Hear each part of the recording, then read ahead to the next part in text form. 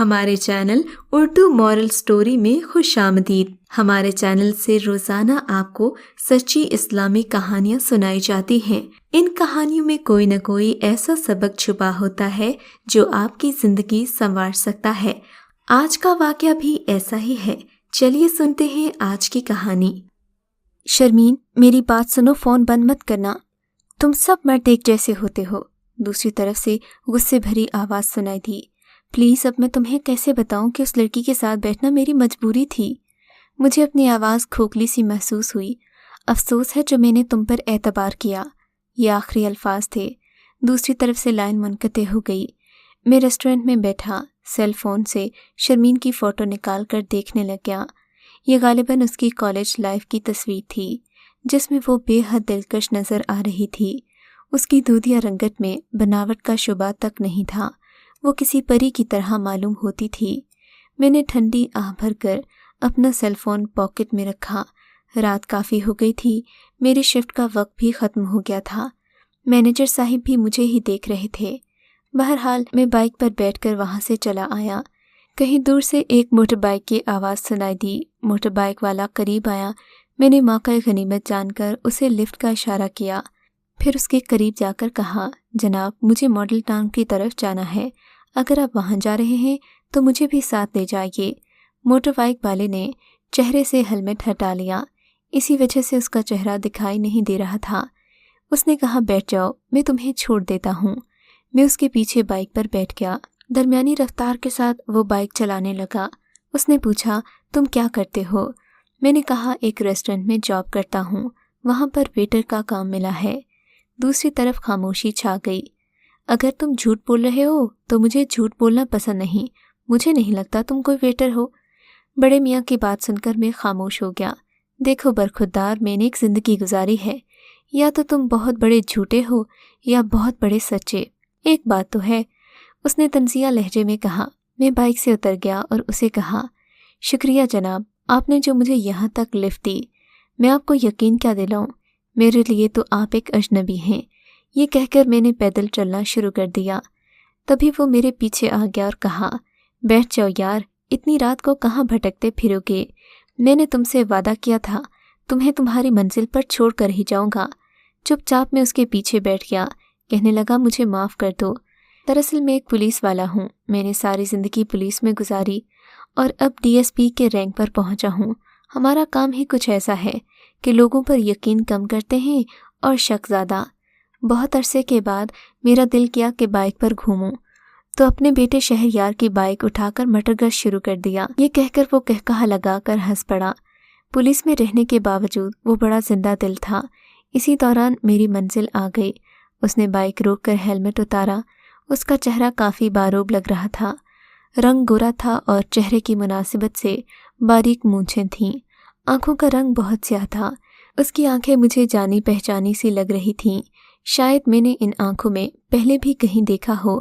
کن پٹیوں پر سفید بال، یعنی وہ ڈھلتی عمر کی طرف جا رہا تھا، مگر جسم کافی مضبوط تھا۔ کہنے لگا، میری کبھی ضرورت پڑے تو مجھے فون کر لینا۔ میں تمہارا انکل ہوں، پولیس والا نہیں۔ تمہاری سچائی نے مجھے متاثر کیا ہے۔ یہ کہہ کر وہ بائک سٹارٹ کر کے چلا گیا۔ اس نے مجھے اپنا کارڈ دیا تھا جس پر اس کا ایڈریس اور کانٹیکٹ نمبر لکھا ہوا تھا۔ بہرحال میں نے کارڈ کو جیب میں ڈالا۔ چلتا ہوا ایک اونچی سی بلڈنگ کے سامنے پہنچ کر سیڑھیوں کے قریب رک کر جیکٹ کی جیب سے کمرے کی چابی نکالی۔ کمرے کا لاک کھول کر اندر داخل ہوا۔ بیڈ پر دراز ہوتے ہی مجھے اپنی اماں کا چہرہ یاد آیا۔ وہ کہا کرتی تھیں، پتر تیرے مامے کی دھی کا کوئی آسرا نہیں ہے، میری زبان کی لاج رکھنا، اسے بے آسرا نہ ہونے دینا۔ تو شہر میں کام کرتا ہے، کیا پتہ تجھے گاؤں کی لڑکی پسند نہ آئے، پر تیرے مامے نے بڑا سہارا دیا تھا تیرے ابا کے گزر جانے کے بعد۔ تیرا ماما اس دنیا سے چلا گیا تو اب اس دھی کو ہمارے علاوہ کون سہارا دے گا؟ میری زندگی کا کوئی بھروسہ نہیں۔ ہاں اماں، تیرا پتر وعدہ کیسے توڑ سکتا ہے؟ ویسا ہی ہوگا جیسا تو نے کہا۔ میں نے کہا تو اماں نے مجھے گلے لگا لیا۔ اچانک میری آنکھ کھل گئی۔ میں پھوٹ پھوٹ کر رونے لگا۔ اب کون تھا جو مجھے چپ کرواتا؟ اماں نے تو اس وقت ہی آنکھیں بند کر لی تھیں جب آخری بار مجھ سے وعدہ کیا تھا۔ میری آنکھیں دکھ رہی تھیں۔ نہ جانے کتنی دیر میں روتا رہا۔ अम्मा से जब भी फ़ोन पर बात होती वो कहती थी मुझे पैसे नहीं चाहिए तो मुझसे मिलने आ जा। वहाँ गांव में हमारी ज़मीनें थीं, ना ही कोई काम था। मैं शहर में अम्मा को रखना चाहता था लेकिन वो यहाँ नहीं आती थी। कहती थी कि अब मेरी ज़िंदगी ही कितनी रह गई है जो शहर आ जाऊँ। मैं कहता अम्मा ऐसी बातें ना किया करो, मगर अम्मा तो ऐसी ही थी। खैर मैं अम्मा को याद करता करता वॉशरूम में आ गया। मेरी आंखें सुर्ख हो गई थीं। मुझे याद आ रहा था जब मैं छोटा था अम्मा मुझे चचा खैरुद्दीन की दुकान पर ले जाती थी। उसे कहती थी मेरे पुत्र को टाफियाँ दे दे। मैं वो लेकर खुश हो जाता। बहरहाल ज़िंदगी में किसी तरह धक्के खाते खाते मैं एक रेस्टोरेंट तक पहुंच गया था। ये मेरी वेटरी की जॉब के इब्तिदाई दिन थे जब शर्मीन अपनी क्लास फेलो के साथ हमारे रेस्टोरेंट में आई थी। वो सबसे मुनफरिद और बहुत खूबसूरत थी। उसकी बातें ऐसी थीं कि सीधा दिल में उतर जाएं। मैंने शर्मीन की टेबल पर जाकर मेन्यू पूछा। शर्मीन ने मुझे देखा। शायद वो एक लम्हा था जब मेरी और उसकी आंखों का एक अजीब सा टकराव हुआ। शर्मीन ने बड़े ही खूबसूरत अंदाज में कहा, तुम वेटर हो? मैंने कहा जी मैम। कहने लगी कमाल है। शर्मीन के इस तरह कहते हुए सारे क्लास फेलोज़ ने मुझे देखना शुरू कर दिया। फिर शर्मीन रेस्टोरेंट आती रही। हमारी मुलाकातें जारी रहीं। ये एक शाम की बात है जब रेस्टोरेंट में बहुत रश था। अनजाने में जग का पानी किसी खातून के पाँव पर गिर गया तो खातून और उसके मियाँ ने तूफान सर पर उठा लिया। मैं सॉरी करता रह गया, मगर इन्होंने मुझे शदीद जलील करने की कसम उठा रखी थी। इतना बेइज्जत किया कि ज़िंदगी में कभी नहीं हुआ था। इतने में एक टेबल से शर्मीन उठकर आई। उस खातून को आड़े हाथों लिया और उसे कहा, अगर गलती से पानी आप पर गिर गया, वो बेचारा माफ़ी भी मांग रहा है, तो आपको चाहिए कि आप उसे माफ़ कर दें। पानी ही गिरा है, कोई तेज़ाब तो नहीं। खातून और उसके मियाँ ने शर्मीन की बात सुनकर नज़रें झुका लीं। मैं तशक्कुर भरी नज़रों से शर्मीन को देखने लगा। बाद में उसका शुक्रिया अदा किया। इस तरह मेरी और शर्मीन की कुर्बतें बढ़ती गईं। एक दफ़े शर्मीन ने ज़बरदस्ती मुझे अपने साथ लंच करने पर मजबूर कर दिया। मैनेजर ने मुझे उस दिन वार्निंग दी थी कि आइंदा इस तरह की हरकत मत करना। मैंने शर्मीन को बताया कि आइंदा तुम मुझे खाने पर फोर्स मत करना। तब शर्मीन चुप कर गई। फिर उसने किसी से मेरा नंबर लिया, मुझे एक बार बाहर बुलाया तो वहाँ खुलकर हमारी बातचीत हुई। लेकिन फिर भी शर्मीन का और मेरा ताल्लुक़ बड़ा ही पाकीज़ा था। वो बहुत ज़्यादा हसास थी, मेरी छोटी छोटी बातों को महसूस लगती, मुझे हर हाल में खुश देखना चाहती थी। एक दिन मेरी अम्मा की तबीयत ख़राब हो गई। ये शर्मीन से मेरी आखिरी मुलाकात थी जब मैं अम्मा की हालत देखने गांव गया था। मुझसे वादा लेकर वो इस दुनिया से मुंह मोड़ गई। अम्मा के गुजर जाने के बाद मैं बहुत तन्हा हो गया। अम्मा का वादा निभाने दोबारा गांव आया। सीधा मामा जी के घर गया। अम्मी की वसीयत के मुताबिक मुझे अपने मामू की बेटी ज़ुबैदा से निकाह करना पड़ा। ज़ुबैदा से निकाह करने का मेरा कोई इरादा तो नहीं था, लेकिन मामू ममानी की हालत देखकर मैं इनकार नहीं कर सका। फिर जब रेस्टोरेंट के मैनेजर को मेरी शादी का इल्म हुआ तो उसने मुझे बुलाया और कहा कि तुम हमेशा यहाँ लोगों को खाना खिलाते हो, कल तुम्हारा और तुम्हारी मिसेस का खाना हमारे रेस्टोरेंट की तरफ से होगा।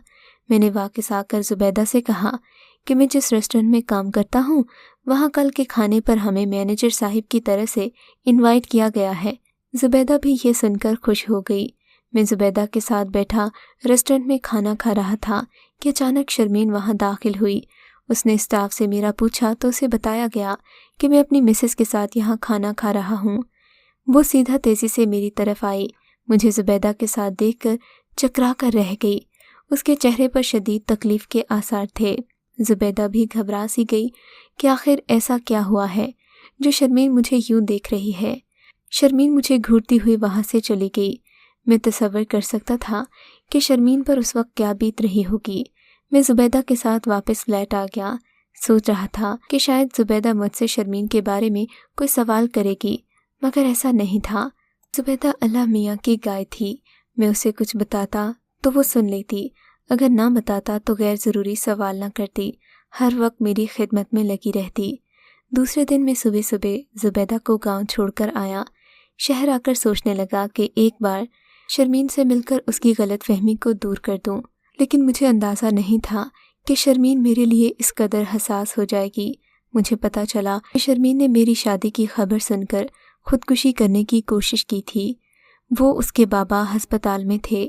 انکل نے میرے سامنے ہاتھ جوڑے اور کہنے لگے، میں اپنی بچی کی زندگی کی تم سے بھیک مانگتا ہوں، تم جو کہو گے میں وہ کروں گا، ایک دفعہ میری بچی سے مل لو۔ انکل فراز کو دیکھ کر میں حیران رہ گیا۔ یہ وہی تھے جنہوں نے ایک بار مجھے لفٹ دی تھی۔ میں نے کہا، انکل مجھے شرمندہ نہ کریں، اس وقت ان باتوں کا وقت نہیں ہے، مجھے شرمین کے پاس لے چلیں۔ وہ مجھے ایمرجنسی وارڈ روم میں لے گئے، وہاں کچھ ڈاکٹرز موجود تھے۔ کہنے لگے، ہم نے آپ کی بیٹی کا معدہ واش کر دیا ہے، مگر وہ شدید ذہنی تکلیف میں ہے۔ بیٹا تم جو کوئی بھی ہو، سمجھ لو کہ یہ اس کی زندگی کا سوال ہے۔ ڈاکٹر نے میری طرف دیکھ کر کہا، کیونکہ انکل انہیں بتا چکے تھے کہ ان کی بیٹی کی ذہنی اذیت کی سب سے بڑی وجہ میں ہوں۔ شرمین کو اس حالت میں پہنچانے والا میں تھا۔ مجھے خود سے گھن آ رہی تھی۔ میں شرمین کے پاس پہنچا۔ وہ بہت کمزور لگ رہی تھی، اس کی آنکھیں بند تھیں۔ اس کی یہ حالت دیکھ کر میری تو روح تک لرز گئی۔ میں نے اسے پکارا مگر وہ خاموش رہی۔ کہنے لگی، تم مجھے چھوڑ کر کہاں چلے گئے تھے؟